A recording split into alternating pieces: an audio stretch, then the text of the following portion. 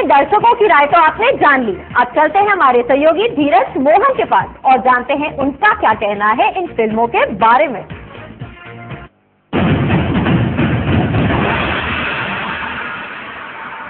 नमस्कार। इस हफ्ते अन्ना हजारे की आंधी के चलते बॉक्स ऑफिस पर 3 फिल्मों ने बड़े हौले से दस्तक दी है।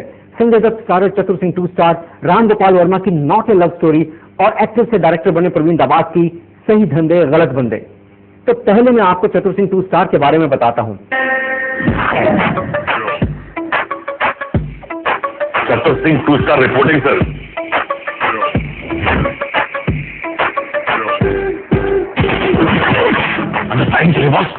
घबराओ मत पप्पू, एक्शन पिक्चर देख रहे हो राम बाबू। कहने को तो ये फिल्म नागपुर के लेखक एम राजा के उपन्यास चालाक जासूस पर आधारित है, लेकिन इसमें अंग्रेजी फिल्म पिंक पैंथर को कॉपी करने की कोई भी कसर नहीं छोड़ी गई है। खासकर चतुर सिंह 2 स्टार उस संजय दत्त के किरदार को इंस्पेक्टर क्लूजो की तरफ पर ढालने की कोशिश की गई है, लेकिन जिस तरह से इसे सांचे में ढाला गया है और जिस तरह से संजय दत्त ने इस किरदार को निभाया है, उसके बारे में कहने से जी खतराता है। कहां स्टीव मार्टिन और कहां संजय दत्त। बहरहाल चतुर सिंह अपने नाम के बिल्कुल उलट एक न्याय की बेवकूफ 2 स्टार वाला पुलिस सब इंस्पेक्टर है, जो इस खुशफहमी में रहता है कि वो एक स्मार्ट प्राइवेट जासूस है। पुलिस फोर्स में रहकर प्राइवेट जासूस। चलो, चतुर सिंह से तो ये उम्मीद की जा सकती है, लेकिन पुलिस कमिश्नर की भूमिका में अनुपम खेर भी इसी तरह बात करते नजर आते हैं, जब वो संजय दत्त को बतौर एक जासूस एक मिनिस्टर गुलशन ग्रोवर के कातिल को पकड़ने के लिए दक्षिण अफ्रीका जाने की इजाजत देते हैं। अब चतुर सिंह का मानना है कि जो दिखता है वो होता नहीं, और जो होता है वो देखने को नहीं मिलता। बिल्कुल ऐसा ही कुछ इस फिल्म की पूरी कहानी के साथ है। प्रोमो और स्टार कास्ट को देखकर लगता है फिल्म कॉमेडी से भरपूर होगी, लेकिन ऐसा होता नहीं, और जो स्क्रीन पर होता है उसे देखने को मन नहीं करता। अरे हंसना तो दूर, मुस्कुराने को जी तरस जाता है।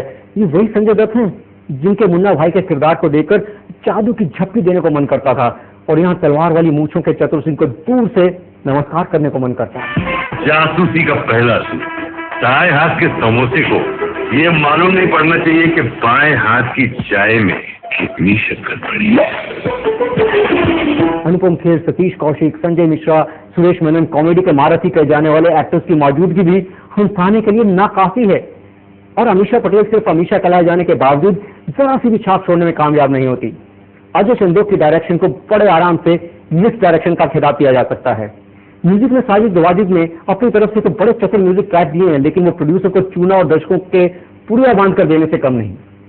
फिल्म में एक मकाम ऐसा आता है कि चतुर सिंह को डिमोट कर दिया जाता है और उसकी वर्दी के 2 स्टार भी छीन लिए जाते हैं, और चतुर सिंह हो जाता है नो स्टार। तो कुल मिलाकर फ्राइडे फैसले में चतुर सिंह 2 स्टार को लेकर मेरा फैसला भी ये है कि दर्शक हो गए हैं चतुर, और इस फिल्म की कोई चतुराई उनको रास नहीं आने वाली, और चतुर सिंह 2 स्टार शायद इस साल की पहली फिल्म है जो कि नो स्टार फिल्म की हकदार है।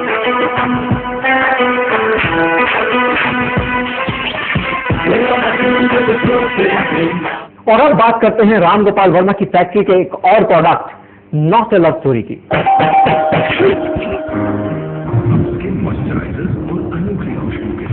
इस फिल्म की कहानी जानी पहचानी है। नीरज ग्रोवर हत्याकांड, जिसमें नीरज की प्रेमिका मारिया सुसराज और इसी प्रेमिका के पहले प्रेमी नेवल ऑफिसर एमिल जेरोम को हाल ही में अदालत ने कत्ल के जुर्म का दोषी करार दिया था, इस फिल्म की बुनियाद है। अब जब किसी कहानी का आगाज और अंजाम दोनों मालूम हो, तो डायरेक्टर के सामने सवाल ये है कि इसे दर्शकों को किस तरह परोसा जाए। हालांकि राम गोपाल वर्मा का कहना है कि ये फिल्म हूबहू नीरज ग्रोवर हत्याकांड की कहानी का फिल्मी रूपांतरण नहीं बल्कि उससे प्रेरित है, और उनका यह भी कहना है कि उन्होंने इस फिल्म के किरदारों के माध्यम से ये जानने की कोशिश की है कि आखिर ऐसी क्या मानसिकता थी जिसने असल जिंदगी में मारिया और जेरोम को नीरज ग्रोवर को इतनी बेरहमी से मारने के लिए प्रेरित किया। लेकिन पूरी फिल्म गुजर जाने के बाद भी ऐसा कुछ नया एंगल सामने नहीं आता, बल्कि ये केस जुनून और जज्बात का सीधा सीधा केस उभर कर आता है, जिसे कहते हैं क्राइम्स ऑफ पैशन।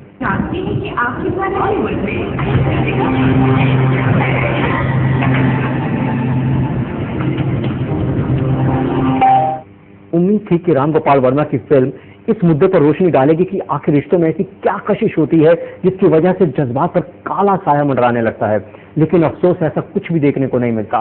फिल्म कहीं भी दर्शकों को बांधने में कामयाब नहीं होती। ध्यान कहानी पर कम, कैमरा वर्क पर ज्यादा जाता है, या यूं कह लीजिए कि कैमरा वर्क के जिम्नास्टिक्स की वजह से ध्यान कहानी पर फोकस करना ही मुश्किल हो जाता है। ऊपर से बैकग्राउंड म्यूजिक इस तरह डिजाइन किया गया है जैसे कोई मां सस्पेंस से भरपूर फिल्म देख रहे हैं, लेकिन पूरी फिल्म में यही सस्पेंस बना रहता है कि सस्पेंस आएगा कब।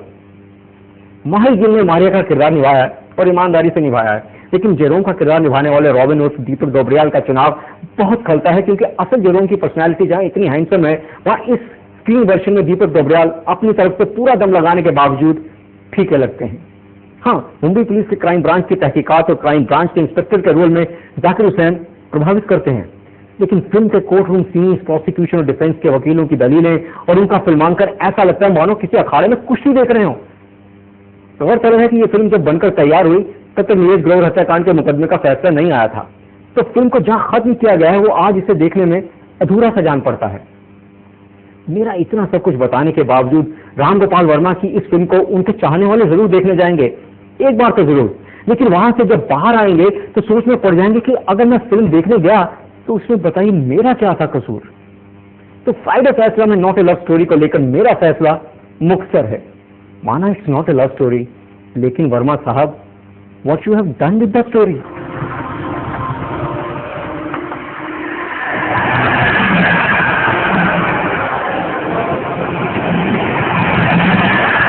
और आखिर में बात करते हैं फिल्म सही धंधे गलत बंदे की, जिससे खोसला का घोसला में पहचान में आए एक्टर प्रवीण दबास ने अपना डायरेक्टिंग डेब्यू किया है। ये एक कहने को एक्शन कॉमेडी है। किसानों की उपजाऊ जमीन के अधिग्रहण के मुद्दे के बैकड्रॉप में बनी इस फिल्म की कहानी एक गैंग के 4 मेंबर्स राजवीर उर्फ प्रवीण दबास, सेक्सी उर्फ वंश भारद्वाज, अंबानी उर्फ आशीष नैयर और डॉक्टर उर्फ कुलदीप रोहिल के इर्द गिर्द घूमती है। इस गैंग के लीडर प्रवीण दबास को उनके बॉस फौजी यानी शरद सक्सेना किसानों का जमीन अधिग्रहण के खिलाफ चलाए जाने वाले आंदोलन को तोड़ने का जिम्मा सौंपता है। इस काम को अंजाम देने के बाद उनके सब सपने पूरे हो सकते हैं, लेकिन उस काम को अंजाम देने के लिए उन्हें अपनी अंदर की आवाज यानी कॉन्शियंस को नजरअंदाज करना होगा और अपने गांव को दरकिनार। क्या प्रवीण दबास की अगुवाई में यह गैंग इस काम को अंजाम दे पाता है? ये इस फिल्म का प्लॉट और क्लाइमैक्स है। इस काम के हमें 5 करोड़ मिले। दोनों साइड के साथ गेम खेलना बहुत खतरनाक है। बोला आराम से मारे। आज तक दारू पी के हमारे किसी भी आइडिया ने काम किया है।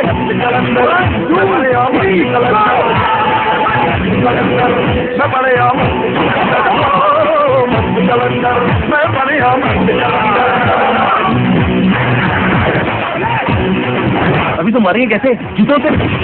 फिल्म का थीम यकीनन दमदार है और आज की हकीकत का आईना है, लेकिन इस फिल्म में सबसे बड़ा पंगा यह है कि पूरी कहानी निहायत ही बेसिक ढंग से ट्रीट की गई है।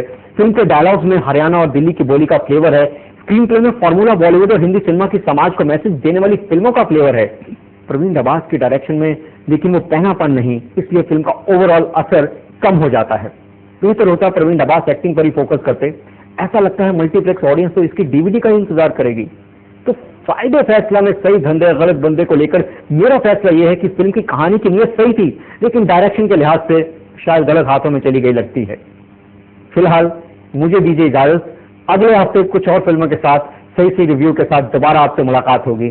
सहारा प्रणाम।